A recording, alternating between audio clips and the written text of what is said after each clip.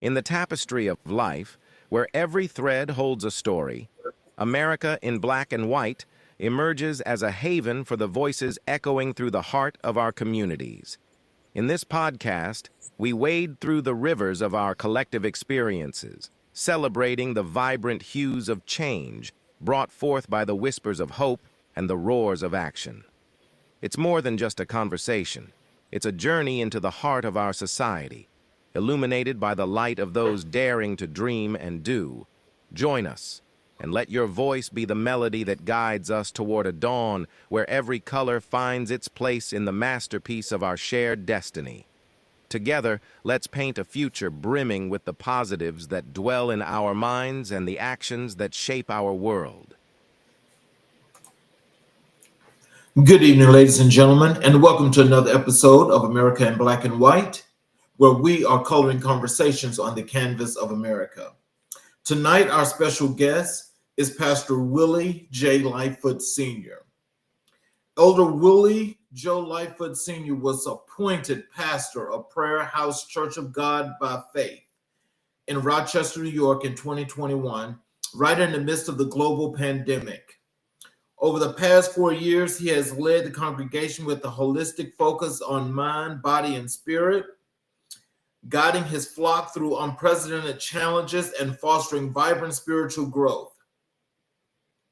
Under his visionary leadership, Prayer House embraced the digital age. A state-of-the-art mobile app now delivers live stream worship, interactive devotionals, sermon notes, and seamless giving, ensuring every member stays connected and engaged.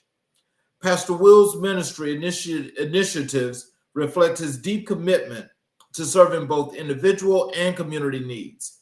He launched the Senior Meals Program to deliver hot, nutritious meals weekly to homebound and isolated seniors. He helped found Compassion Bridge Ministries, a 501c3 organization providing quality of life resources to underserved communities. His seasonal prayer house test revivals draw neighbors together for powerful worship and collective intercession under the open sky. Every week, he crafts and distributes professional sermon teaching materials, outlines, discussion guides, and scriptures reflections to in-person attendees and digital subscribers alike. Outside the church walls, Pastor Will exemplifies leadership in multiple arenas. He is a military veteran who served in the United States Air Force, a longtime elected official in Monroe County Legislature and Rochester City Council, and a successful entrepreneur with ventures in real estate and community development. Pastor Will is also a retired City of Rochester firefighter. An accomplished author, Pastor Lightfoot penned Intersection Between Pain and Purpose, a transformative study on how life's deepest struggles can become catalysts for God-glorifying growth. He anchors his pastoral vision in his favorite scriptures, Psalm 1, calling the believers to delight in God's law and bear lasting fruit like trees planted by streams of water. At home, Pastor Will is grounded by 29 years of marriage to his partner in ministry, prophetess Verdina Lightfoot. They are proud parents of 4 adult children and delighted grandparents to 4 grandchildren. Rounding out the Lightfoot household is Sapphire, their ever-loyal English bulldog, who offers daily reminders of God's simple joys and steadfast faithfulness. Ladies and gentlemen, I'd like to bring to the show Pastor Willie Lightfoot Sr. Hello, sir. Well, hello, sir. God bless you. Hey, well, I thank you so very kindly for being here. Thank you for having me. It's my pleasure. Greetings to you and to your viewing audience. God bless you. I'm excited and humbled to be here to have a great conversation tonight. Yes. So is there anything you'd like to add to your bio before we get into the show? No, sir. I think you captured everything pretty well. I'm just excited to tap in and to be able to share whatever I can share to hopefully encourage someone out there who may take a gleam of light from us tonight. Okay, well, let's just get right into this great study here that we're going to have tonight, and we're going to start with your career as a pastor.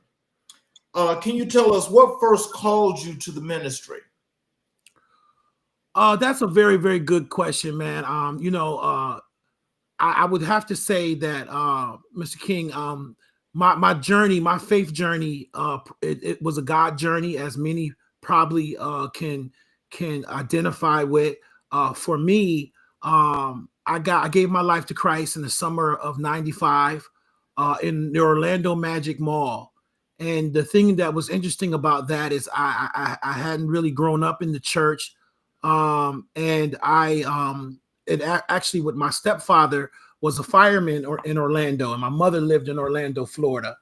I was in the military at the time, and I was a full-time student at our current community college here in Rochester, New York, called Monroe Community College, and everything, life was going well for me. I'm in the military. I'm attending school, working on my degree, and tragedy happened. And and my stepfather, who was living in Orlando, who had brothers who were police officers, he was a fireman. He had other brothers who were firemen. Went fishing in Tampa, Florida, and he drowned. Boat capsized. They held onto the boat. I think him and two others that were fishing with them. I think there were four of them, and he was the only one that didn't survive. And as a result of that, there was a rescue crew that went out to look for him. And the rescuer, who was a police officer in the helicopter, fell in, and he passed as well. So there was a double funeral for my stepfather and a police officer, a fireman and a police officer, in the summer of '95 in Orlando, Florida. And so that led to the journey of me. My mother at the time and my brother were there alone in Orlando, and they asked me to come down to assist them. And to make a long story short, I had just was using my VA benefits to be able to go to school, my GI Bill, and I couldn't pull out of school just that quickly. I had just got into the middle of my semester, so I was very troubled on how I was going to be able to do that. And I was walking down the hall, and there was a poster on the wall that said, "Go work for Disney World and earn college credit." So I end up applying for the position, end up getting accepted, and getting sent to Orlando, Florida, where my mother was and where she needed me, to be able not only to assist her and help her, but also to earn college credit during the time that I was there. And I was able to pull my National Guard drills in Jacksonville, Florida at the time. So I end up going down there. It was a setup. I'm saying all of this because, it kind of leads maybe to the later conversation of, how the intersection between pain and purpose, how I got to this place through what some would call tragedy, but God turned it into purpose in my life. And I ended up going down there. I ended up meeting a gentleman down there who I ended up giving my life to Christ. I ended up coming home, meeting my wife, ended up starting to go to church. And then I got called into ministry in 2000. I got my first ordination as a minister in 2004 by the Church of God by Faith. And then I became an ordained elder 4 years after that in 2007. And then, that is kind of how I got into the ministry. I served under the late, great David C. Rourke at Greater Adams Street Church of God by Faith in Rochester, New York. My church and congregation and organization that I'm affiliated with is the Church of God by Faith under the leadership of our Bishop, James E. McKnight Jr. And so I've been in that organization for over 30 years now, but it started through me, actually, the situation that happened with my mom, and then being able to allow me to go and be able to assist her. And then as a result of the things that were going on there, kind of led me down my journey and my path and my Christian journey. Oh, cool. So can you tell us, how has your faith shaped your leadership style? Well, faith is everything to me, brother. And I would say that, faith without works is dead. So my faith is paramount in my leadership style because it enables me to focus my attention when I'm in leadership roles. And I've had several leadership roles, and I'm in several leadership roles. Have been in leadership roles my entire life. I joined the military at 17 years old. 2 weeks after high school, I was in the military. Went to basic training at 17. Turned 18 in basic training. End up becoming the dorm leader of my squadron, and we end up going from the worst squadron ever. I mean, it could have been a movie, man. We were horrible. To becoming, it was bad. And we went through 5 dorm chiefs. I was the 5th dorm chief. And then after that, we end up being we end up being an honor flight. We got a score of 199 out of 200.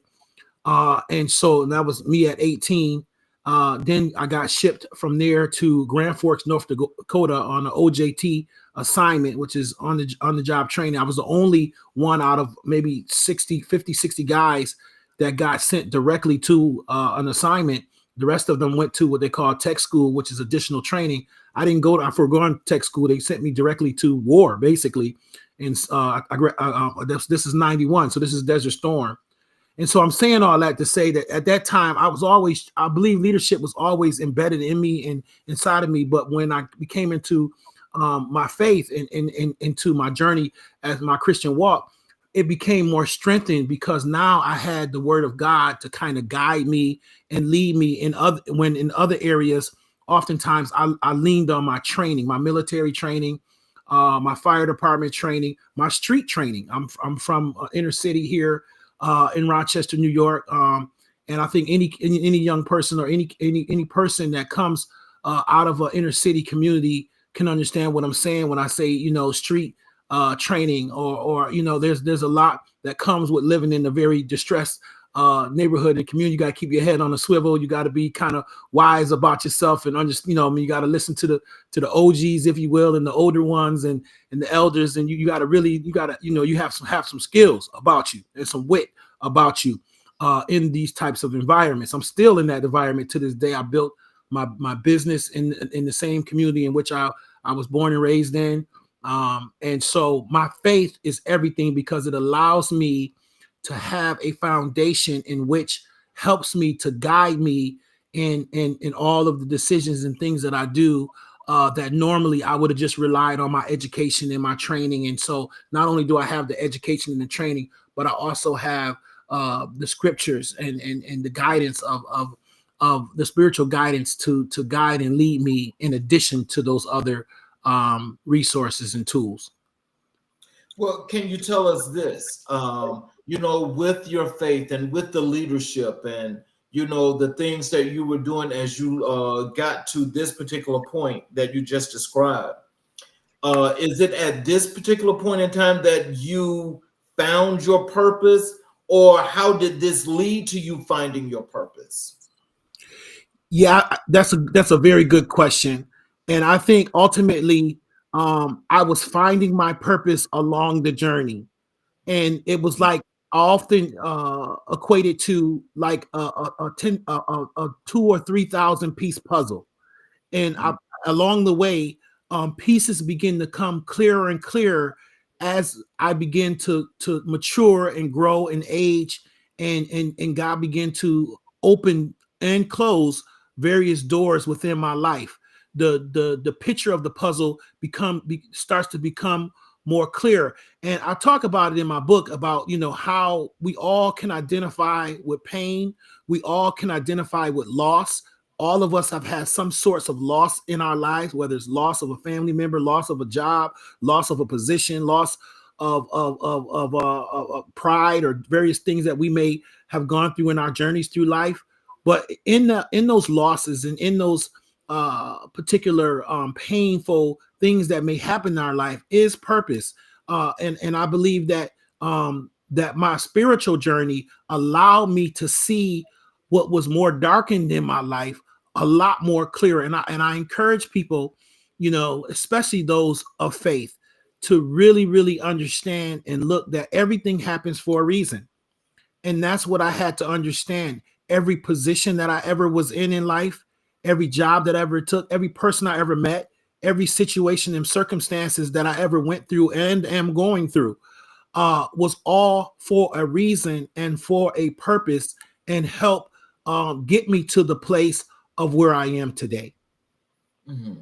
So what's the most rewarding part of pastoring your congregation? The most rewarding part of pastoring my congregation, I believe, is the people. It's all about the people. And, you know, in any pastoral or any Christian walk, you have to love God, you have to love his word, and you have to love his people. And I love people. And I think the most rewarding thing is being able to see people empowered, encouraged, their lives changed, as mine was changed from being one way, and then through the mentorship, through the lessons and the teaching of good sound doctrine, and someone who cares about you and is willing to put the time and energy and effort in your developments, both mind, body, and spirit, and then to see that manifest in people's lives, manifest in their children and in their families, and how it manifests in our community, in our world, because one person could change our world. And I think that's the most rewarding thing for me, to see the teachings and the lessons and manifested in people's lives, and watch and hearing their testimonies of how God has blessed them and changed their family members, and then watching all of that materialize and grow into a beautiful, healthy organization. I think is, for me, is what's most rewarding, and working with the community and seeing because even our congregation and members, they're part of the community. So, you know, they represent the community in which, and then for me, I'm located where my business is located, that I built from the ground up, is located in Rochester area, in the 14611 area, and my church. And that would be considered on the west side of the city of Rochester. And then in my church is 14605, which is on the east side of the area. Both of those zip codes are considered the second and fourth poorest zip codes in the state of New York. Now, I have to put that in perspective, Mr. King, because upstate New York, Rochester's population is about 210,000 people. Our county is about 1 million, but we're talking about the city here. But downstate, there's millions of people. So when they say that the second and fourth poorest zip code in the state of New York, that's beating out the boroughs like Queens, Brooklyn, the Bronx, Manhattan, etc., who have millions of people living in them.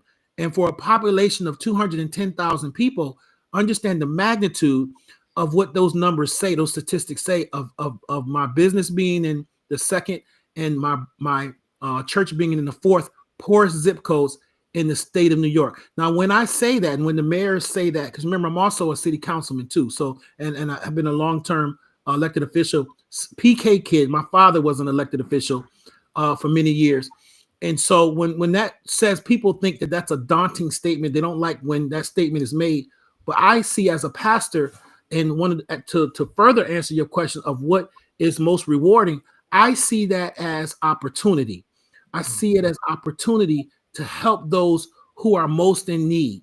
And I just happen to be placed strategically. And I think, like I go back to what I said before, everything is for a reason. And I just happen to be placed on both the business side and on the spiritual side in the places of most need in our community.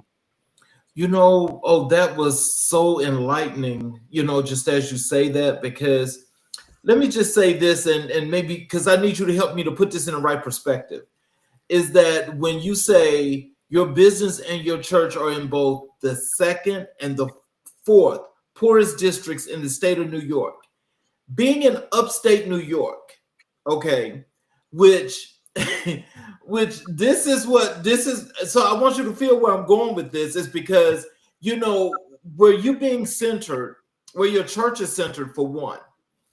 Now, that in itself, I think if people actually understood what that looks like, especially in the state of New York. I would think that more people there would be more of the leadership that will be trying to pour more into at least that fourth zip code, because it's a populous area, but not as populous as in the city. But I've got to imagine that being in upstate New York, that has got to be one of the largest places. But being the poorest, apparently has to be like a redlined area where you just send Black people. Mm-hmm. And so if that's the case, that's a problem. And the reason why I say that's a problem is because, when people think of New York and they think of upstate, they think of it as being, upstate is not as, economically, it's not as valuable as it is down in the city. But with it being as plentiful as it is, because that means that you guys have acreage and you have like real living. Why is it that, the leadership for the state, because I know they know this at the state capitol, I know they know this, why are they not being more resourceful to bring things to where it needs to be in order to be a little bit more of an at easement for people? Because I think the stress on your church is going to continue to be a stress to where, you can only do so much. And so if you're not actually getting the real help outside of your church, I mean, like, what are they doing? Can you tell us, like, what's happening, or have you actually got a chance to chat with some people about that? Yes, that's an ongoing question, has been an ongoing question and concern of mine all my life, to be quite honest with you, in this community, because I would offer to say that the statistics show for these same neighborhoods that I'm talking about, which have also been coined the crescent, because they look like, when you map them, put them on a map, it looks like a crescent moon in these neighborhoods. And that's been like that. I'm 53 years old. That's been like that since I've been in high school.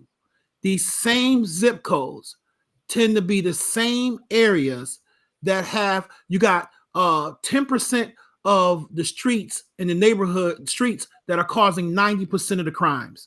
90% of the violent crimes are happening in these same 10% of the street. So to your point, someone said to me once, out of Brooklyn, one of the pastors down there said to me, well, if you put 90% of your resources in them 10% of those streets, that you would change that dynamic of that situation in those communities almost overnight, right?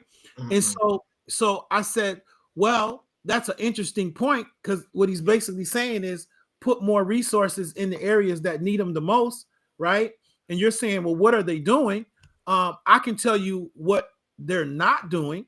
And I think basically, when I went to Washington, D.C. at a conference one time, and I was sharing with the individuals at the conference in the particular neighborhood that I live in and that my business is in, and they wanted to use a model for a project of everybody working together to change that community.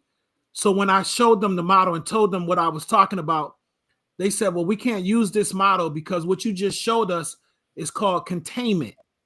And I said, containment? What do you mean containment? They says, no, what you just showed us in your neighborhood, in your community, sounds like containment. And containment is intentional, right? And that, nobody's trying to fix that problem. And so what I can say, so I'll tell you what has happened. Now Rochester is a very unique, interesting place. Right. It was called Smugtown back in the early 40s and 50s. It was very Kodak, Xerox, Rochester Products. These are big companies. Wegmans, Fortune 500 company. These are big companies that are here in this city. Very, very wealthy communities here in this city. The home of Susan B. Anthony and Frederick Douglass. Okay, but when the 1960s had, like many communities and many of our I would say parents that grew up in the Jim Crow era and in civil rights in the 60s and lived in down south, they moved to Rochester for a better quality of life. They moved to Rochester, upstate New York, to get away from the South for better job opportunities, for better, bigger houses and more opportunities. And so what we saw in the 60s, we had riots here in 1964 in Rochester, and the governor had to come to Rochester. They built an inner loop in the middle of the street. This happened in Syracuse, happened in many cities across our country. When riots happened in the 60s, a lot of people, there was the people, urban sprawl, and they moved out from the inner city out into the suburbs. We saw communities dispersed, and we're in certain communities now that are all non-Black, that used to be all African American people that lived in these communities back in the 60s. And then so now what they're doing is they're spending Rochester right now, and where my church is, there's over $100 million project, the largest municipal project in the city of Rochester ever, of $100 million plus. Now that's just to get the program started, where they're going to rebuild up this inner loop and reconnect these communities and try to undo the injustice that were done in these communities back in 1964. So that's the largest piece, I would tell you, from these two communities that are happening. But I would be the first to say, being on the county legislature, being on city council, that I agree that enough has not been done in strategically and focused investment in certain neighborhoods in this city in decades. Now, Pastor Lightfoot, I want to ask you this, because that's a lot of money to invest. And so if the purpose is to actually connect all of these tentacles, to bring them together, right? I want to ask you, what are they doing as far as schools? What are they doing as to bringing business there, to bring the economics back? What are they doing as to maybe some job training, job programs for people that are maybe dropping out of school to fix that rate? What are they doing as to just in general training, especially when it comes to AI right now? Because AI is the thing that we know that's going forward in the future.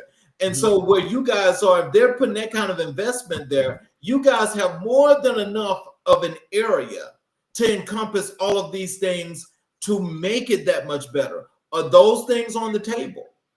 Yes, I would say they are, Brother King. I think what Rochester, unfortunately and fortunately, depending on how you look at it, we hear people say a lot that we're resource rich, but we're results poor, right? So there are a lot of wealth of programming that happens in this community. My father used to say all the time, rest in peace, he would say, if you can't make it in Rochester, you can't make it nowhere, right? Because there's so many job opportunities, and there's a lot of opportunities here. And I would say collectively over the years, many of our mayors, our county executives have worked to create a wealth of different types of programming around all of the things that you've mentioned to help better the quality of life. I think where we could do better is we have to be able to bring all of these pieces together and have a better way of people working outside of silos and working more unified in our community. And I truly believe that this federal administration is going to force us to that place. It's going to force us to a place that I think we may have not been in a long time, because they're reducing lots of opportunities and monies and fundings, especially to certain communities. And Rochester is a sanctuary city. And so that puts us on the radar, right? On a federal radar. We've had federal people come to our community talking about this very sensitive topic. But Rochester has taken a very clear stance that we are a sanctuary city, and we've doubled down on that stance, right? So I'm saying that to say, as we see resources that have been that could be jeopardized, or we may not, from federal on down, that we may have not been used to not receiving. It's going to cause people that may have not been having collective conversations, right? People working in silos and not having collective conversations about the overall infrastructure and betterment of our school, because it always comes down to these three things: schools, jobs, and housing. Schools, job, and housing. Those problems have been around for centuries, and then of course you can always throw public safety in there. And so those are issues in every urban community that people are dealing with in every urban community, and we have those issues here. And when we talk about schools, oh my God, man, our school district, our local public schools have over $1 billion budget, but their graduation rate is really poor, is really bad. And so when we look at all of these factors, right? To be, again, I say, and I hear you very loud and clearly, that the church, we can't do it all. However, we can do our part. And I truly believe that that I've been in these positions, and me being put in this new position, because I've been pastoring now 4 years, and where my church is, again, is in this area that's getting ready to have this huge $100 million fill-in of the inner loop. I'm right smack dab in the middle of this. So it's imperative that we not get ready, but we be ready, and having these conversations and making sure that our church is poised, and other churches and other partners are ready to be able to provide the needed services that and make sure that people aren't being further traumatized, and that they do more damage than good. And we see gentrification going on, which we're seeing happening in a lot of our inner cities. More people are wanting to move back into the inner cities, and they're abandoning the suburbs. Mm-hmm. So how do you balance spiritual guidance with practical support? For me, I think my spiritual guidance probably comes from a more practical place, because of the type of way that I was, raised, and the way that I view things. And so I balance them by always, first of all, is it ethical? If it's ethical, is it moral, or is it illegal? Right. So I always put that 3 litmus test in whatever I'm doing. Right. So that's very practical. You know what I'm saying? So it starts with that. And then I often think about, how is this going to impact not only, myself, always putting myself, putting others before myself, but not forgetting myself and my own family, because I think that's very important for a lot of pastors. They're managing the flock, they're managing the community, and then their families are suffering. Their wives are suffering, their families are suffering. So I never want to, you said balance. So that's key, that you have to have balance practically, meaning that, charity begins at home. You got to start with yourself. You got to take care of ourselves. We got to take care of our own health. We got to take care of the health of our families. And then we can begin to assist in the health of our members, and which are, again, are part of the community, and then helping our community and letting that circle go even further, that ripple effect go even further, but we have to start. The balance practically starts with self. Mm. Well, we're gonna continue this conversation, but we're gonna transition over to your career as a city councilman, because now we're going to approach this from a different side. Sure. And so, can you tell us what inspired you to enter public service? Great question again. All right, my father, the late great Willie Walker Lightfoot. All my life, all I've ever known about this man was community service. We lived, we ate, we breathed community service in the Lightfoot household. My father was a athlete, a very good athlete. He was a county legislator here locally for many years. He was the founder and executive director of his own non-for-profit called SWAN, Southwest Area Neighborhood Association. And it was smack dab in the middle of actually where I am now. I'm in the same area that my father was in. And so my whole life, I say I'm a PK kid. elected a politician kid, but my dad never liked the word politician. He always thought it was a nasty, dirty word, right? So he always would tell people to call him an elected official. But so it really came from my father. It came from him. I met my wife campaigning for my dad, and so when my father, I went into the military, I actually didn't want to do politics. I actually, like most PK kids, and I'll say preacher kids, typically be the worst kids in the church. They the ones that don't want to go to church because they were forced to go. They the one, they the ones that tend to go shy away from all of the things that their parents did because they saw all the pain that their parents went through, right? So I saw that as a politician's kid, my father, the pain that the long day, early days and long nights and people just constantly pulling on him. And we never had really family time because everything we did was always around the politics or the community. If we went to a baseball game, it was a fundraiser for somebody. You know what I mean? If we went out and did something, it was always attached to the community or to politics. And he would always say politics is everything and everything is politics. And so when what happened, I went to the military. I did everything that my father, he was kind of a rebel. He didn't go to Vietnam, because he was like, I'm not gonna fight them people. And they, he was like Muhammad Ali. They never called me the N-word, you know what I'm saying? So he rebelled against that kind of service where I embraced that. Like I went to serve my country. He was very proud of that. And then when I came back, I didn't want anything. I would help him, but I didn't want anything to do with politics. And so what ended up happening is my father got sick in 2000, and he got sick, and he went in for surgery. He was 59 he was 60 at the time, just turned 60, and then he passed away in April of stomach cancer. So he died very quickly, went down very fast.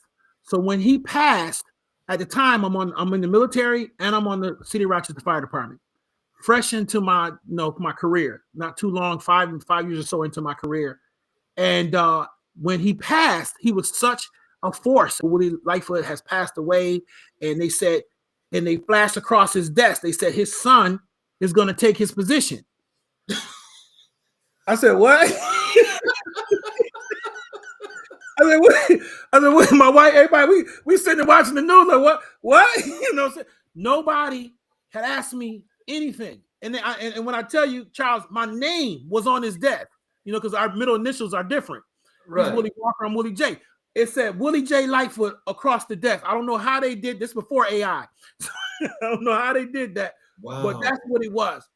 So my phone, man, the community was pushing. So now I'm in the church at this time, and I'm in the military in the National Guard. I'm doing weekends, and I'm living my life. I'm a fireman, right? I'm living my life. I'm getting ready to buy my first home. I'm marrying my wife, and had she had 2 children. I had kids. I'm raising a family.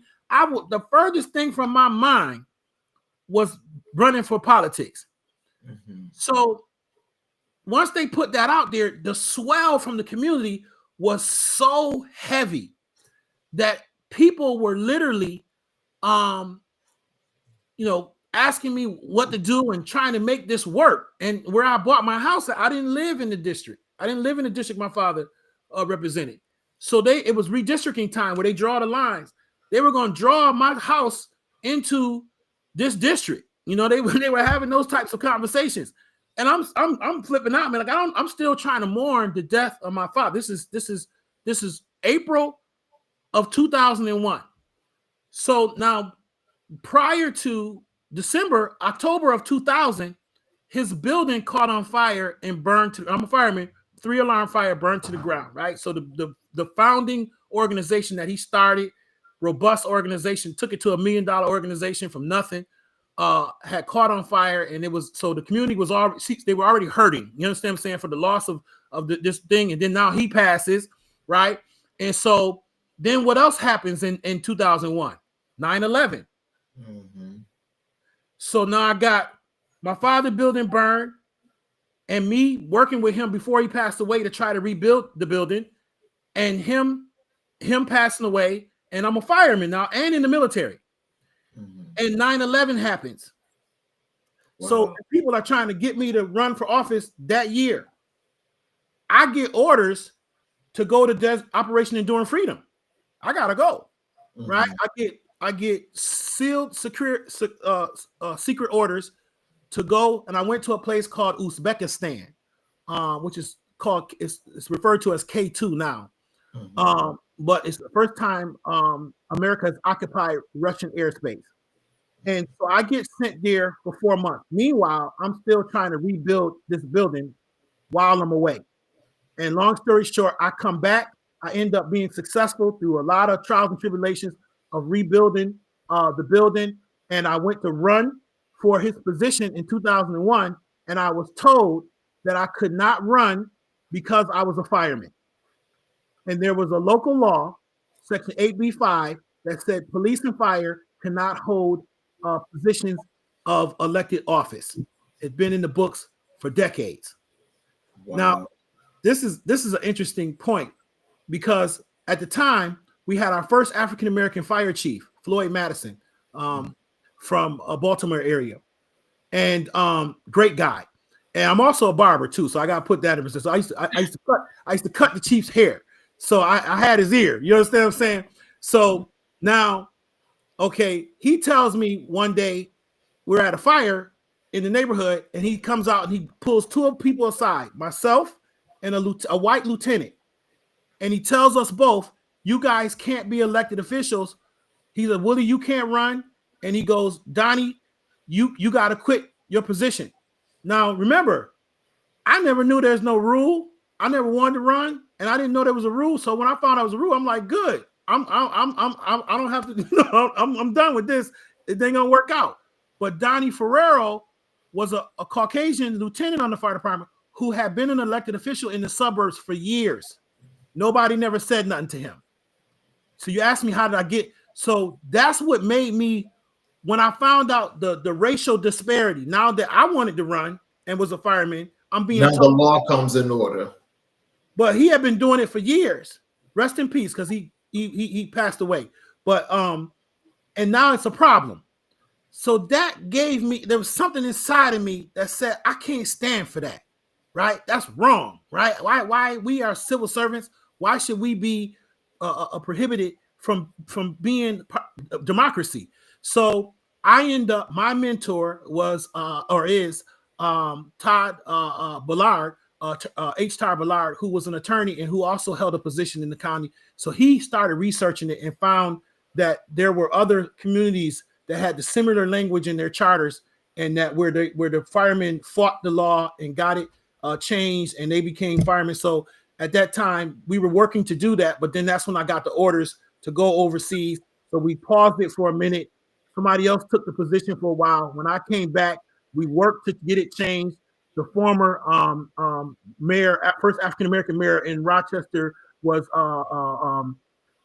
Mayor Johnson, William Johnson, and he worked along with city council at that time he agreed with me that law was wrong, and we ended up getting through a lot of advocacy, city council to take that law out of the city charter. And then in 2005, I became the first firefighter officially elected to office in Monroe County. Wow. How do your pastoral values influence your political decisions? Well, I'm gonna have you repeat that question. But out of everything that I just said, I want to go back to this before I leave, because I think this is a really good point for the viewers. Out of everything I just said, the reason why I'm glad you asked that question of how, and I'm glad I went through the process of how, because I want people to take from that. Don't ever let nobody tell you what you can't do. Don't ever let nobody say that laws have to be the same. Laws can be antiquated, and just like they were made, they can be changed. And we have a lot of laws that are antiquated. We have a lot of laws that are that should be changed, need to be changed. And unless somebody speaks up and fights for change, they'll just continue to be the same. So I really want people to walk away from that to see I could have laid down and not fought that. And then others, since me, there has been other firemen and police officers who have ran successfully for offices and stuff, and who hold office even now. And so that paved the way. and they're great servants, and that paved the way for others. But it took somebody to say change was necessary. But repeat that question again, brother. I just wanted to make that point. I'm sorry. No, it says, how do your pastoral values influence your political decisions? So that's another good question. I never mixed, or I tried my hardest not to mix my politics and my pastoral or my minister. And what I'll tell you by that is I never campaigned in my church. I never used the pulpit for political rhetoric. I don't preach like that. I don't talk like, you know what I'm saying? I never used the members in my church to work on my campaign. I never used my church as a campaign headquarters or hosted campaign meetings at my church. I've never done that. I always, mostly too, because my church is Pentecostal church, don't believe in that anyway, right? So I never had to worry about like really getting the lines great, getting blurred, because that's a lot of people get caught up. And because I was a fireman and I had to tote this line anyway, right? Because only was so much I could do as a fireman. It was times, Brother King, I had 2 or 3 uniforms in my car, because I got to change from my fire uniform and put on a jacket, after make sure it's time that I'm off the clock so I could go to a community meeting. You know what I'm saying?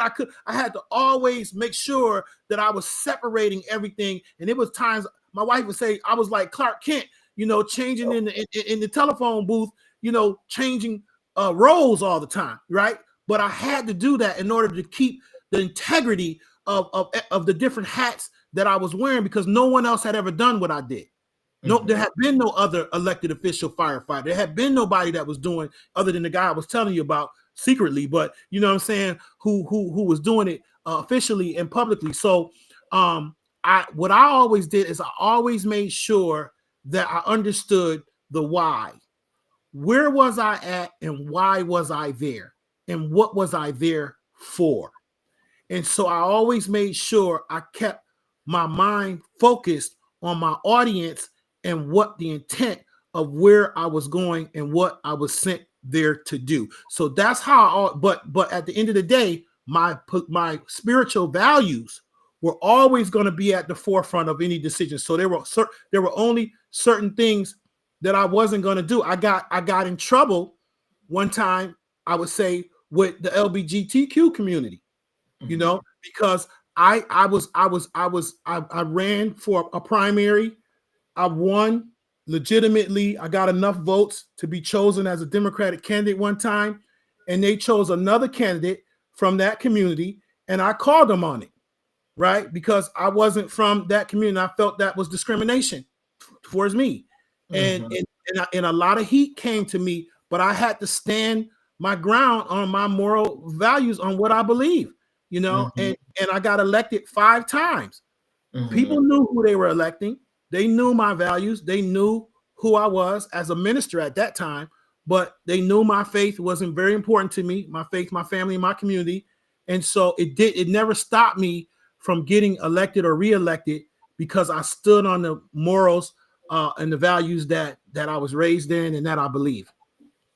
Ooh, that just put, when you said that put 5 questions in my mind, because I understand what you're saying about with the LGBTQ community being upset.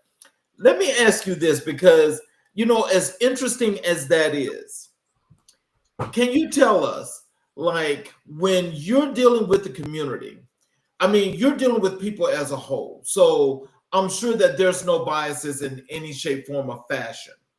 And of course, with you being, of course, a Black church, and in that area, it's already to where, you guys are, you got to fight for whatever you get, regardless of the case.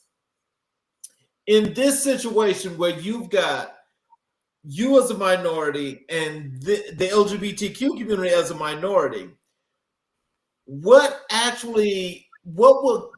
actually make them think to go and say they want to select someone else when you've already been selected, and you're both minorities doing the same cause. Can you tell us how did that come out? Yeah, it was very tough to swallow that for me, right? Because I looked at it just from the same. That's why I said, isn't it like reverse discrimination? And that statement, the guy took a 20-minute conversation and just took that one statement out of it, right? And then that was the headline. And then, of course, I got the backlash from it.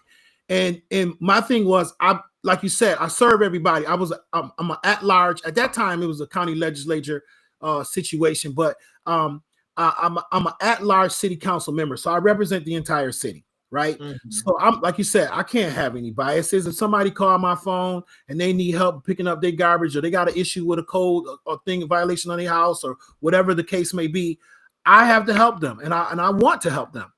However, I'm a human being, and I have my own values, morals, beliefs, and things as well, and I want to be respected by those just as others want to be respected by those. And I had clearly won the position, and came in 5th place, and they picked a person that was in 9th place. So it was clear that they were going down way, it wasn't like they picked the 6th, 7th. To the bottom of the barrel.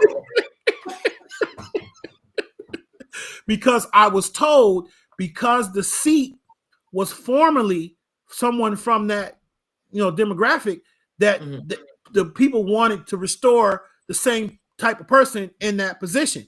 And I was always told these seats don't belong to a particular person. Like my seat that I'm in, I'm currently not running for re-election. I'm retiring in December from politics after 30 years. My that's not my seat. That seat belongs to the people. So it's whoever they want to choose, and they can be white, black, green, whatever they, that's who it's going to be. And so I felt just like you did, and the way it played out, brother, there were, and I'm sure this happens in every community across the country, there were certain factions that had power and control, and they controlled certain way things come out in elections, if you will, especially primaries and designations and processes and all of those things. There are people who are internally in those processes, and they had their pick of what they wanted to see and what they wanted to do. And I was told there was no way in the world I was going to win. And I ended up coming, I think, in 1st place in the actual election primary and in the November election that particular year. So, the people spoke at the end of the day, as opposed to the small committee, because this was for an endorsement I'm talking about. It was a Democratic endorsement. And so, but, nonetheless, I stayed steadfast and just, and working around the process and working with the people. And like I said, it's always about the people. And that got me through that particular situation. But it hurt. It was very painful to see that happen. And like you said, we're both in kind of similar situations, in minority situations. Mm-hmm. Now, before we transition over to the next part of this, because there's like one other question here with that, is that for those people that actually tried to circumvent the law again and to bring someone else into this position, what was the operation or the process that you really had to go through? Because I'm sure you had to go through a strenuous process to say, no, this is not going to happen. But what was that process like that you had to go through in order to correct and rectify that situation? Well, it never got rectified. They actually chose that person. That person got the endorsement, and I had to run without the endorsement, right? Which at the time, that was a big deal, having that endorsement, because you had the machine behind you, if you will. You know what I mean? And I was fairly new. I think that was the first time I ran in 2017 for city council. I can make a correction. It wasn't county leg. It was city council in 2017. And so I had to just take it to the streets. That was the process for me, which in a way was always the way my father did it anyway. Right. See, my father never really looked for the endorsements, party endorsements. He always took it to the streets, and he always had a primary every time he ran. And so I was used to working hard like that. I'm a hard worker. So I was used, you see about many jobs that I had. So when that happened, it just fueled me to do what was already inside of me and what I was trained to do by my father anyway, which was to fight. And so we fight at the street, knocking on the doors, talking to the people, putting out our issues, making sure that we run a solid, hard campaign. And so that's what it forced me to do. It just forced me. It's like putting a dog, in a corner. You know what I'm saying? And eventually, that dog is gonna come out attacking because you don't put them in a corner. So they put me in a corner, and I had two choices. I was going to walk away and cry, or I was going to fight. And so I said, I'm fighting, right? And that's another, I hope in everything that we talk about, I always like to make sure that people are encouraged by the fact that, things going to go against you. Everybody don't like you. Everybody's not going to be supportive of you. There are certain elements that's going to try to get in your way of blocking you. People call it haters, and, you're going to have different obstacles in your life. But if you believe in yourself, and you put the right team of people around you, and you work hard, my father always told me, you work hard, you can do anything you put your mind to. And so I've had many of those instances through my political journey and through almost everything I've done, where it's always been a tremendous amount of struggle and obstacles. It's never been easy. It's never been easy for me. And most of us, especially as African-American men, know living in this world we live in, it's never easy for us. Exactly. Let's transition over to your community engagement and activism. What drives your passion for community work? Again, when you've been raised a certain way, and when it's been embedded in you, I think you just revert to your environment. I'm a product of my environment. My father embedded community in me. When I was 10 years old, I started working in his non-for-profit organization. He had a program called Adopt a Block. And there's a Jefferson Avenue probably in every community in America. And the place that I keep referring to that my business is at is on Jefferson Avenue in Rochester, New York. And I'm sure it probably looks like every Jefferson Avenue, at least every one I've seen. I've been in a lot of places. Every Jefferson Avenue I've seen in this in this country, pretty much they all look similar. They're all underserved and et cetera. So one of the first jobs I had was cleaning up. And this is back, I'm 53, so I'm a 70s baby. So I'm going back in the 80s, early 90s, late 80s, early 90s, when before my preteen 80s and then my teen in the 90s, where we didn't have the bottle law in here in New York. So there were a lot of glass was everywhere. It used to be all over our basketball courts and our football fields. And, we used to have people would break glass all over the place before the 5-cent bottle law was out. Now you can't find no glass. You can't find a bottle anywhere no more. Right. So, but we used to have to go and clean up the parks and in the street and debris and trash every day. And I would used to think my father would wake me up like 6 a.m, knock on my door, and he's like, come on, it's time to go. And I'll be like, well, we just cleaned the street yesterday. He's like, there's new trash out there today, right? So we go out, there. And so that started it, right? And then by working on, as I got older, around 14, 15, then he started showing me things I could do in the office to help him politically with his campaign, because I was always good with computers and things of that nature. So he liked, some of the things that I could bring to the table when it comes to organizing. And I wouldn't consider myself an activist, as more of a community organizer. And then as I got older, like I said, I went to the military very young. So at 17, I was gone off to the military, went to Desert Storm in 91, came back home, joined from active duty to the National Guard in Niagara Falls. And that's when I trained became a fireman in the military. So every job I've had has been a job of service, and so it was natural for me to turn my civil service into working in the community. And so I just always had, and then I had affinity for being a barber. So when I was young, when I was a teenager. And so I started learning that craft. And then there's no more community source than your local barber. Your local barber is like, a lot of people don't know, the red, white, and blue pole, what it stands for. It's bloodletting.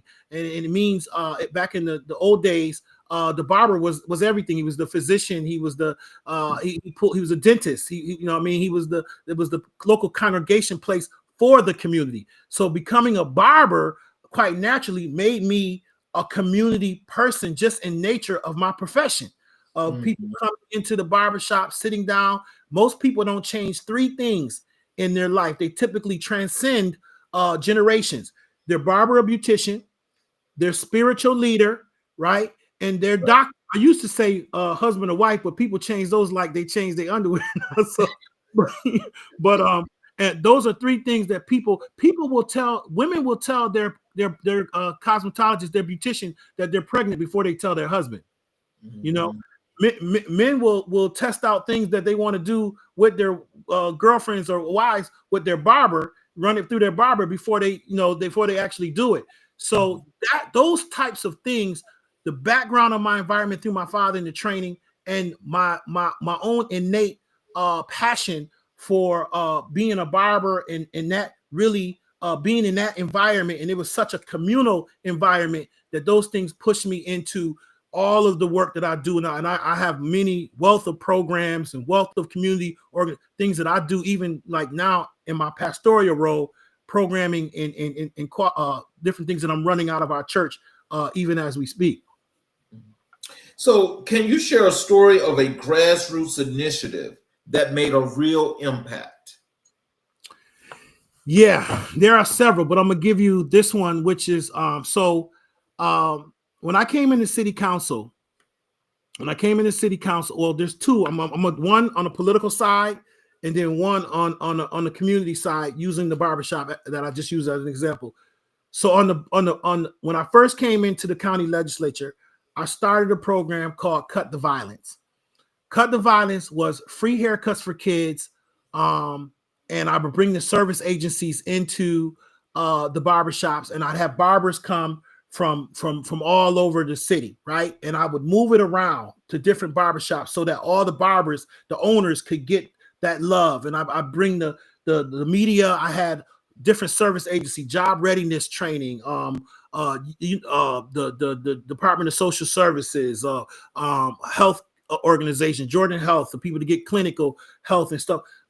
Different organizations would come, and any kids ages 10 to 17 had to, and I still do this to this day, had to come accompanied with a parent or a guardian. So they couldn't just come by themselves and drop their kid off and leave. You got to come with a parent or a guardian. You got to stay. And the Pirate Toy Foundation would give us free toys, and so it was totally free to come and get this information. So I started that program almost 20 years ago, right? And it just swole it spread of different, and I even see to this day people doing it in other. I'm not taking credit for it in other cities, but it was all about talking to these young kids, giving them alternatives. The barbershops becoming safe spaces for kids, and they know that they're safe spaces, and showing them some love, and also connecting them to services, as well as giving them a nice free haircut. Because I was seeing all these kids walking around looking kind of, like they needed a haircut. And so let's just start giving out. I've given out hundreds of thousands of dollars in free haircuts in over 20 years at these types of events. So that made a huge difference. I think it was really one of the catapults that really got me a lot of respect from the community, because, it's one thing when people talk about helping people, but when you get, and the program was never funded. I never had no money from nobody. To this day, never had no money from nobody, never made no money from it. It was all love, free time and effort from these participating barbershops. The second one I would say that has made a huge difference and that has grown and is going national is the Rock Against Gun Violence Coalition. When I came into city council in 2018, we touted that we were having some of the murder rate in Rochester was at one of its lowest. We were averaging 20 to 30 homicides a year, which was really trending us down. And even with it going down, I saw a need that we were still having. 20 is too many. I figure one life taken was too much. I went to the mayor at that time, good friend of mine, first female mayor here, Mayor Lovely Warren, and she supported me in creating the Rock Against Gun Violence Coalition, what I noticed in our city, I could talk about these silos and how we got all these programming, but the results are poor. We had a lot of people working in these spaces of violent prevention, but they didn't talk to each other. They didn't communicate. And when somebody got murdered or when somebody got harmed in our city, there was no comprehensive, consistent response to those families, to that community that now have been traumatized. And it's trauma of violence and gun violence specifically in America and in every inner city, in every place in the country, because it's rural now. We're seeing it happen everywhere. It creates a lot of trauma in these communities. And so I created a coalition, started within government, and brought everybody at the table, anybody who was open to advocating, eradicating against gun violence in their community, were able to come to this table, and still we have monthly meetings out of that. And at the time in 2017, we were at some of our lowest numbers of homicides, and we had an 89.9% arrest rate in homicides. Now that's huge for almost a 90% arrest rate. Now, but our shooting rate was poor. It was like 30% or something around there. And so through the coalition, we began to create action plans to say, how can we better our shooting arrest rate like we do our homicide arrest rate? Not knowing the pandemic was going to happen. This 2018. And people was looking at me like I was crazy. We had the lowest rate. We got the great. Why would we need something like, we don't need a homicide response team. We don't need a mobile trauma unit. We don't need all the things that came out of this coalition. We don't need that now. Things are well. The pandemic hit. We went from 20 homicides to 80 something homicides in the year 2000. Now, but we had all of these things in place. Who would have known that, these things, we would have needed these things as much as we have them now? And so, and because of that, so many other programs, because county government, when I was in county government, deals with human services. City government didn't do human services. So now, since I've been in government, it's not because of me, but I was a part of it. We've shifted our focus to more human service type programming. And this coalition was a part of advocating for a lot of those things to happen, and has made a huge difference. We can always quantify and quantify how many deaths and murders we've had, but we can never tell how many lives we've saved. What's strange about that is I don't really think that they're trying to find out how many lives are being saved, because it's all about the negative image that they have to project within that mainstream media that people have gotten away from now. Mm-hmm. Because there's nothing right about that. So I'm just gonna leave that at that point, because I've got so much to say about that. Okay. So can you tell us, how do you build coalitions across different sectors and beliefs?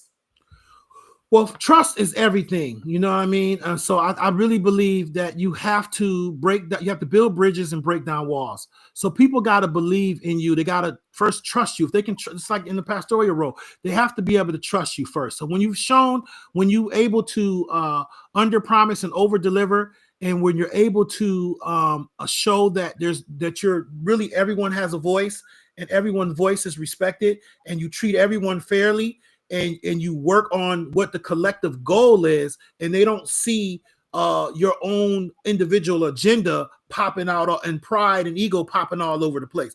The mission has to be, and I think the military and the fire department and all of that kind of gave me that, right? Because that's how they train. The mission is always bigger than the individual, right? The team, the group. And so I lead that way. I show up like that. I show up like, how is the team we going to win together? What's our mission? And then let's stay focused on the mission, and everybody playing their role, and everyone has a role to play. And I think when that's clear and when that's understood, and when people feel respected and cared for, that's how you build those coalitions. So let's transition over to your podcast, the Love and Light podcast. Mm-hmm. So tell us, what inspired you to start the Love and Light podcast? Well, the Love and Light podcast, big up to my friend again, former mayor, Lovely Warren, who's my co-partner on the Love and Light show. Big up to Andre Langston from WDKX. WDKX is the #1 radio station in upstate New York, one of the few Black-owned and operated radio stations in the country. And the WDKX literally stands for Dr. King, Malcolm X, are the letters and what they stand for. So it has a lot of and Frederick Douglass. So it has a lot of historical meaning and content behind it. And so having a relationship with the owner there, myself and my co-partner, we had always been kind of discussing maybe doing something on the show. So we were approached by the owner of the show to consider, because at the time he was developing a podcast kind of network that he wanted to do, because everything up until that point was just all audio. And so we were approached about doing the show, and we kind of brainstormed, and we said we both have a very interesting history in this town, in this community, and we both come from the people that mentored us, like my father that mentored me, and for her, she came from a very well-respected assemblyman, late David F. Gant, who was the dean of assembly here. So we and in us being the next generation, we had a lot of history for Rochester politically and community. And so that's, I think, was the premise of him considering us. And then we just already had a relationship there with the owner, and it just made sense. And so we did a spinoff of our names, Lightfoot for me, and her name's Lovely. So Love and Light, we put that together. And the whole premise of the show is to talk about the things that we love, and to shed light on the things that people don't talk about or don't talk about nearly enough. And so that is how we come together. We do the show a couple times a month. And now it's streaming on YouTube. It was just audio at one point on the WDKX audio podcast platform and Spotify and all those other things. I don't know all the names of them, but and it's been doing pretty well. And I enjoy the opportunity to talk about a lot of topics and things. And it's very short. It's only like a 20-minute show. So what messages are you hoping to spread through the show? So we've talked about anything about relationships. Our last show, we just got done talking about where are our girls. We have a lot of missing children, over 8 missing children here locally. We talked about, and you look across the country, there are a lot of missing young girls across the country, and boys for that matter, but young girls across the country, but not too many people talking about that. Like, where are these kids? What's going on here? What's happening in these neighborhoods and these communities, and with sex trafficking and all these other things that we're hearing about? We hear it on the national stage with some of these big entertainers and things of that nature that are getting caught up in this type of stuff, but we're not hearing it on the local level. And a lot of people, it's a big issue. And so we talk about stuff like that. We talk about politics. We talk about how politics affects us, how local politics really matter in your local municipalities, and how to get civically engaged. And then we talk about spiritual content as well. And how faith it meets our communities, and the importance of having faith in your life. So we're all over, various topics, on our shows, and we talk about it, and we also take ideas from the listening viewers and audience as to things that they may want to hear and talk about as well. So what's been the most memorable episode so far? Wow. For me, I would say, she would probably say something different, but for me, I would say when we at one point, Rochester was considering a casino in our town. Oh Lord. Look, they want to make y'all even poorer. Brother King, we shot the show. We had to shoot it 3 times. That's how heated the show was. She was pro, I was against it. And man, when I tell you, one of them, we shot it 3 times because they couldn't air the other ones. It was that bad, right? I would say I won all the arguments, but anyway, I think to me that was the most memorable show because the impact that would have had on our community, the difference of opinion we were on the issue, and I would think we would have been more together on that issue. But man, that was one that, and they end up not doing it. They end up not doing it. But that was a pretty heated show. But just in general, as you just mentioned that, I think what a lot of people are not understanding about these casinos, and especially where they're placing them, that is city, state, wherever they're putting them at. And if you look geographically, they are very well essentially located to urban areas. Very well essentially located. They're located there for the reason of giving you this hope of going and losing all your money, because you already know that the thing is set up where it's not going to let you win. It's not going to let you win. But people are thinking, oh, I'm going to go and hit this big jackpot. So you've been lost all of your money, and now you're homeless. And now you robbing and you stealing because you can't fight Peter to pay Paul because you still ain't got no money. That's right. But what it's doing is it's sucking everything out the community. That's right. Sucking everything out the community. Everything. But it's those legislators that's actually sitting there that's saying, okay, we can do this as long as we place it here. If we place it here, we're fine. And sometimes they'll say they'll put it up for initiative where you can go and vote on it. But a lot of times you just know all of a sudden, wow, we got a casino. Yeah, and the thing that makes it, I agree with everything that you just said. And I will also add that most of these casinos, especially here upstate New York, are owned by the Native Americans, right? So now if you put that sovereign nation in the middle of your downtown commercial property, you've now given away, in some instances, all of your property that was once owned by the city. That what I'm saying? And so I just think that, but on the moral tip, as far as mental health is already a huge issue. Yes. And I had a friend of mine who's a judge, and he called me when we heard we were having these discussions, and he said, bruh, he told me a story about his mother who almost lost her home, right? Yep. Going to the casino. She got hooked. The seniors are really getting hooked into this stuff, right? Because they don't have nothing else to do. So they're going to and then now you're going to put it on the bus line or where they can walk to it, or these already distressed, that crescent I told you about, these already distressed communities and neighborhoods that aren't getting the resources that they need for decades, historically, systemically, racism and all the other isms you want to put in these particular communities. And now you want to put this big vice right smack dab in the middle of them that they can't resist, and that they're going to end up losing everything they own.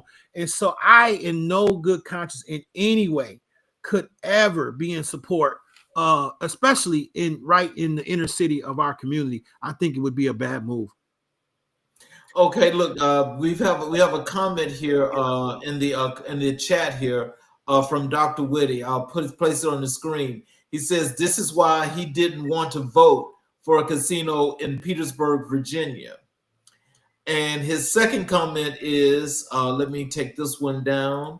And his second one here is, I think it will bring more crime and won't employ people who live in Petersburg, but they sold the idea around better jobs and better schools and resources for schools, which that's, you know what? Thank you so much for that, Dr. Willie, because that is the big lie that they sell to a lot of folks. And when they sell that lie, they put that lie with the biggest bow on it that you could ever imagine. It's beautiful with crystals flying off of it. It's got sparkles and stars. And it's like, oh, that's so beautiful. I want that. I want to go see that. Yeah, you want to go see that because it's hook, line, and sinker. Once you get in there one time, you are not going to stop. Yeah, I agree. And I think that's a great question, Dr. Willie. And I would also add to that, and to dispel the lie. First of all, when you look at schools, and I'll tell you just about Rochester, money is not the issue of our school problem. We keep giving them the school district, more and more money, and they keep having failing school districts. Money it's a broken system. It's not money. throwing more money at something with a hole, the Bible talks about having a hole in your pocket. If you can just keep stuffing money in it, it's going down the hole. And I said this statement. I said it publicly one time about schools, and people got upset with me when I said, "Would you give a crackhead more money?" Right? And people like, that's not going to help the crackhead more money, right? So giving schools more money and resources is not the problem. So telling a casino is going to help change graduation rates, that's absurd, because it's been proven in most of these inner cities with poor schools, when you look at their budgets, they got some of the biggest budgets than everybody got. It's not money. Money is not the problem, right? So, and then jobs, they don't hire people from those communities. Nope. And if they're not working in the jobs that are really the good paying jobs. So, here we have one in Niagara Falls that's about an hour and a half from Rochester. And I went there, I've been there before to visit. And I went intentionally to go walk around and see. There wasn't many people that looked like me working in that casino, and so I agree. I think they sell it on that, and I also do believe this too. I believe that a lot of leaders be benefiting from this stuff some kind of way as well too. Of course they are. They getting the kickback. They getting the kickback, which of course we know that's illegal. But they only shine the light when they want to catch the black politician. That's when they shine the light. They don't shine the light on the white ones that's doing that. But there's another comment here in the chat from Candy Campbell, and she just gave us a LOL. Let's transition here over to Black history and your personal influence. When we chatted, and I told you we do Black History 365. And I asked you, who were the most influential person or persons in your life and career? Mm-hmm. You told me it was Malcolm X, James Brown, Little Richard, and Russell Simmons, just to name a few, because you had a whole lot more. Mm-hmm. Can you tell us, why are Malcolm X's teachings so influential to your worldview?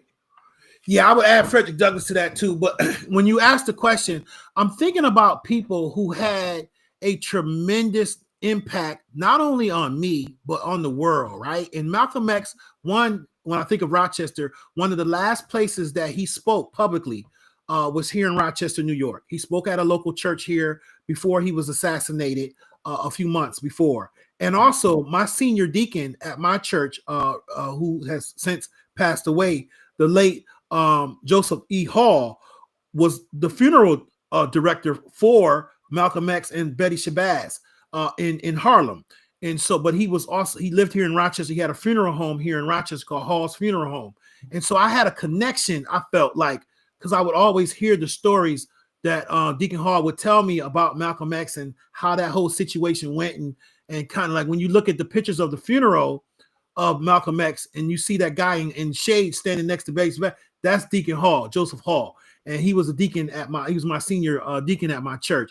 And so I just always and one of the local editors here, Black editors here, had a magazine for many years called About Time.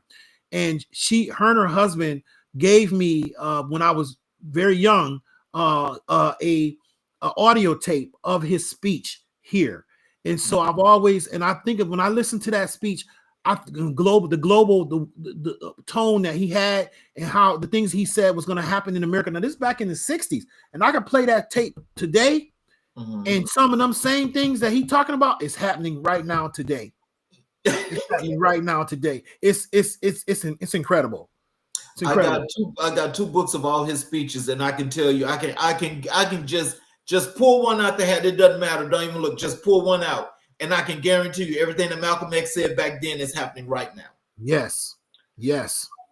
Here in the chat one more time here, there's two more comments. Candy, let me show it to you. She was laughing because of what you said about the crackhead. And Dr. Willie said that exactly, Pastor Lightfoot, people who don't look like us will be brought in to run the casino, and the ones who do look like us will work the low-wage service jobs. Yes, I agree. And so what does James Brown represent to you beyond music? So James Brown, to me, beyond music, I would say just the trends of setting, the way he set trends and broke color barriers. You know, during his time, and how through music he was able to break down a lot of racial color barriers. That's why I put him and Little Richard in that same kind of category. That's why I chose him too, because even with Little Richard, you know, being different as he was, and being able to break down a lot of barriers and stigmas that people had in that time, that had to be very strong and courageous at that time to be able to do some of the things those men were doing during that time, under that racial tension that we still have today, but not as violent and venomous as it was, as it is, you know, different today than it is. You know, we have people hiding behind keyboards and stuff now, but they had, you know, people actually burning people. And not that, you know, we heard just some young men was on the cross in Mississippi just recently. I'm not saying these things don't happen today, but I'm saying it was the norm under their time, and they really stayed steadfast in breaking down those barriers. And I think that helped us to get further along as people of color in this country and world. So how did Little Richard's legacy shape your understanding of identity and expression? Yeah, he was unapologetically himself. You weren't going to tell Little Richard nothing. You understand? Exactly. You know, he was unapologetically himself. I respect that. And the fact that also when I hear of some of the biographies and things and YouTube videos I watched of him live giving interviews and stuff, I didn't realize that so many, like James Brown was in his background. Various Mick Jagger. There were so many of the great ones who actually came from under him. You know, that he took on tours, and they were background singers for him and all kind of stuff. And so I don't think he gets enough credit that he deserves for the way he impacted the world in music, and other great musicians who are put at a real high level, and his name is not mentioned in those GOATs, if you will. And they came from underneath his tutelage. Well, you know, one thing that, you know, I have said to a lot of folks, because a lot of people really didn't listen to the Rolling Stones, but you can hear a lot of soulfulness in their music. Yes. You hear a lot of it there. I mean, you know, I'm not taking anything away from them, but I'm just saying you hear a lot of soulfulness in their music. Yeah, definitely. What impact has Russell Simmons had on your approach to entrepreneurship and culture? Yeah, you know, and I know people probably may see this as different because I'm a pastor, but I have to keep it real. As to, I say I come from an urban community. I'm a 90s baby, and I'm a 70s baby, and I come from the 80s, 90s era. And so that was the hip hop era, the birth of the hip hop era. And I came out of that hip hop era, you know, where, you know, DJing, breakdancing, rapping, graffiti, and all of that. So I embraced that. That kept me out of the streets. It kept me and my family, friends, and stuff like that from doing negative things in the community and in the streets. And so because of that, the people that were at the forefront, being in New York, I'm from upstate New York, so New York City was, you know, the Mecca. The Bronx was the Mecca of hip hop. And so we were getting a lot of that stuff first here in Rochester. You know, the music that was coming out of New York City, with the places they would tour, because you couldn't tour a lot of places back then because people were afraid, like they were rock and roll. They were afraid of hip hop concerts and stuff like that. And so, but Rochester was a site where they would bring a lot of those type of concerts. And so Russell Simmons, along with his partner, started Profile Records. Rick Rubin started Profile Records, and then Profile Records turned into Def Jam. And some of the biggest artists that we respect to this day, the LL Cool J's and the Slick Ricks and all of the Beastie Boys and all, they all came from out of Def Jam Records. And Cool J is one of the biggest entertainers ever, you know, we see now today. And so I had a chance to meet him here. He came to the University of Rochester and gave a speech.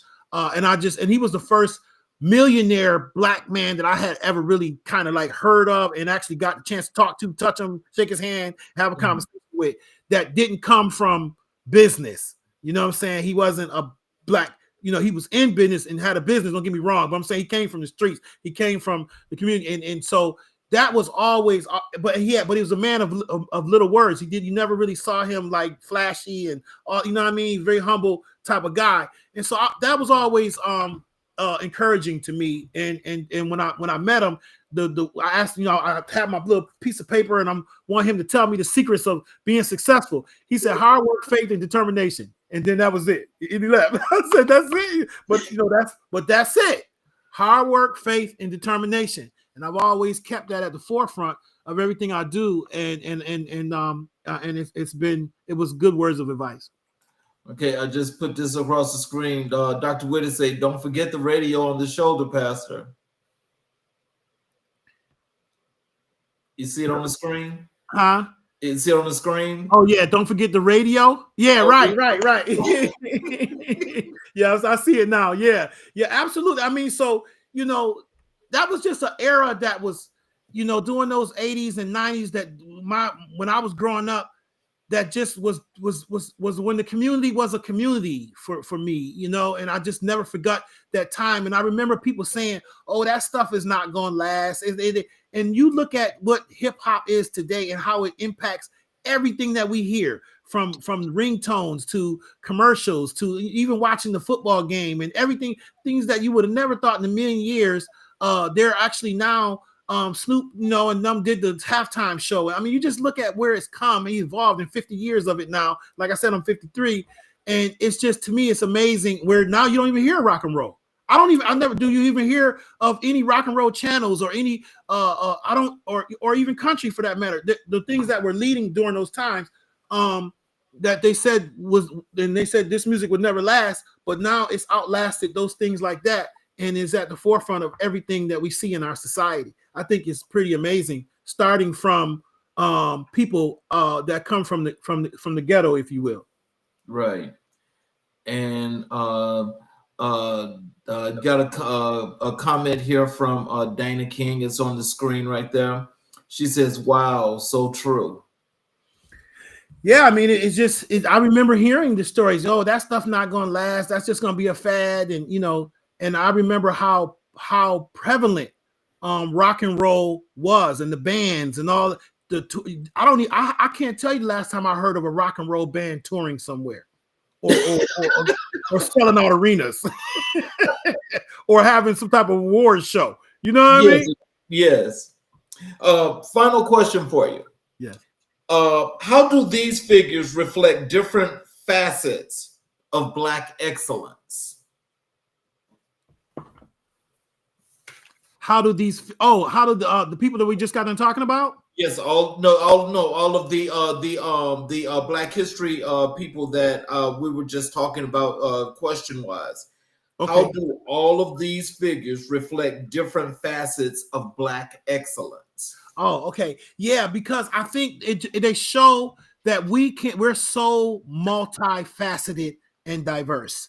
We can fashion, articulation, artistry, musically inclined, dancing, we think of acting and various other art forms that we're able to be and transcend all different types of spaces. I think that they all just embody how diverse we are as a people.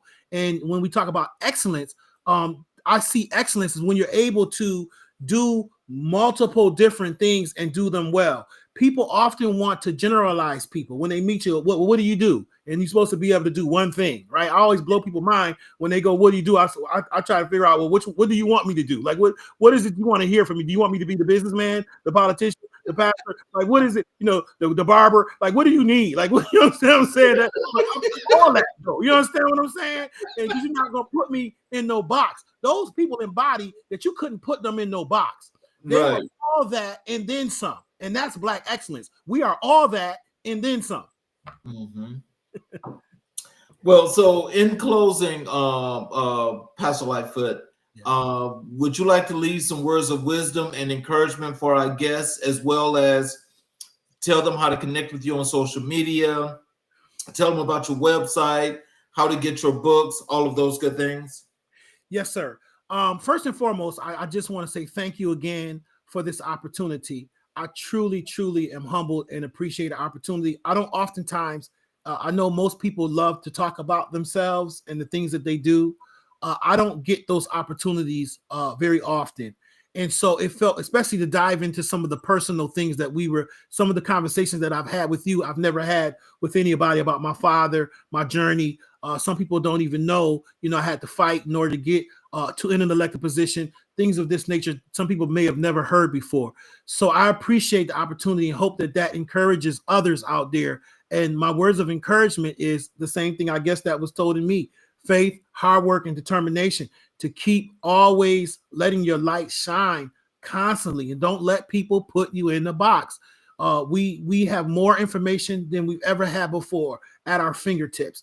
There's nothing stopping us but ourselves. The greatest thing that we can be delivered from is from ourselves. If we get out of our own way and allow ourselves to be great and let God be great in us and through us and around us, that our light, somebody, I think it was Mariam Williamson in her poem that says, don't diminish yourself to let somebody else feel good, to let your light shine bright, right? And so I want people to know that they're great and that they continue to be great. As far as connecting with me, it's very simple. My church is called Prayer House Church of God by Faith. Our website is prayerhousecogBF.org. We have an app. You can download our app from our website or from Google Apple Store or Google Play, and it's free. It says all of the information about our church. As far as the book, I have the book here. It's called The Intersection Between Pain and Purpose. You can find that on Amazon. You can find it on Barnes and Noble. And it's called The Intersection Between Pain and Purpose, written by myself, Willie J. Lightfoot Sr. And I would just, as far as politically, the city of Rochester.gov website is where you can find information about me and my perspective as a city councilman. I will be in that role until December. And if it's the Lord's will, I'm looking to retire from politics, that is, in December of this year.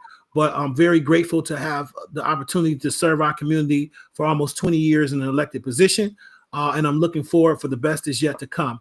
And again, I just really appreciate the space and the time to be able to talk about our communities and to share the similarities that we have across our world and our country when it comes to dealing with the quality of life issues that we deal with. And I just want to encourage people that God loves you, He cares about you, and your best is yet to come. Well, look, I gotta close out, but I just want to tell you, when you started that music, when you was talking about that music, there's like more comments that just flooded into the chat. And again, this one, I'll put it on the screen for you. This from Dr. Whitty says, that's because everybody is trying to be like us and appeal to us. And yeah. And then he says also they want to sound like us. And this one is from Dana King. Dana says, in other words, they're trying to figure out your expectations without asking. And she also says, my friend on, and I really... Thank you very much, Dana, for joining us, and I hope that you continue to join us because there's always a great conversation and things for people to learn.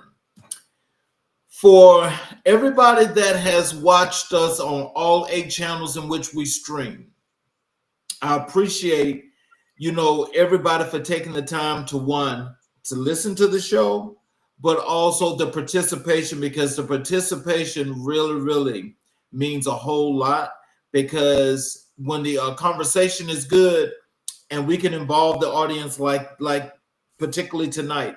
That is exactly what our purpose is, and I want to thank you all for that.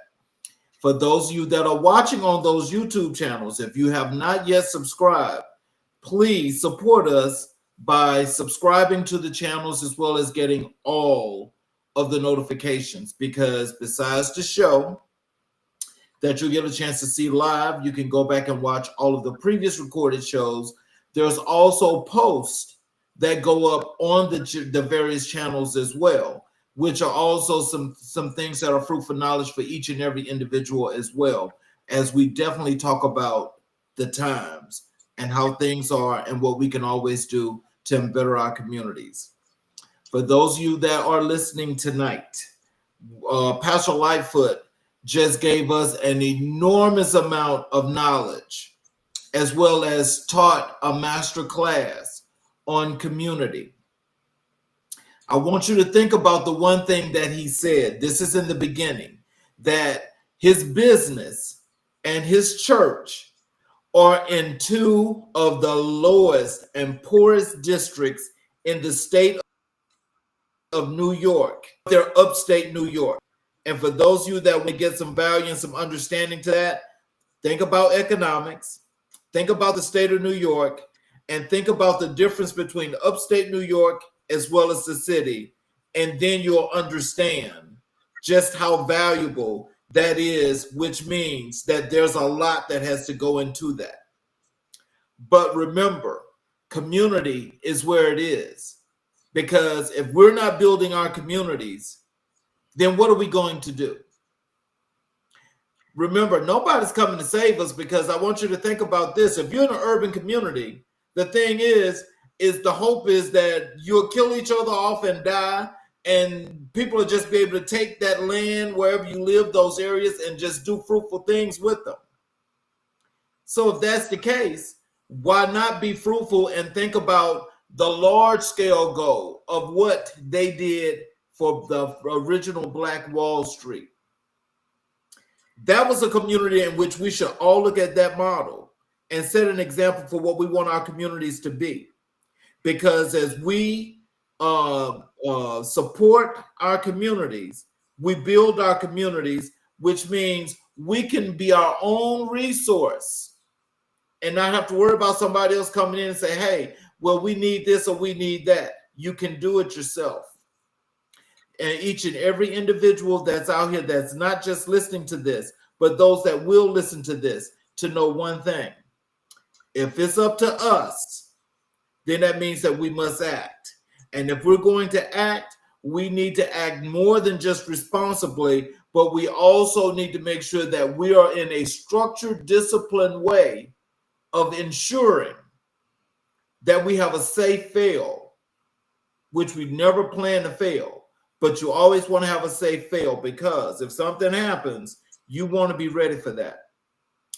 I want to thank you, Pastor Lightfoot, because you really did a wonderful job here, and I appreciate you. And I still had so many questions that I was not able to get them all out, but I've got to ask you to come back. Amen. Anytime, brother. And you know, this was really wonderful, and I just thank you again, because again, you know, everything is being so fruitful right about now, and I can only say that that's just a blessing, and I have to appreciate you. Thank you. So for all of you that have been watching tonight, I thank you. Please come back and watch us tomorrow night, as we have a Friday special. We will have Dr. V tomorrow night, and Dr. V has got a lot of things to tell us, because she's unapologetically in the same version and form of telling the truth as Pastor Lightfoot said about Little Richard. She's unapologetic.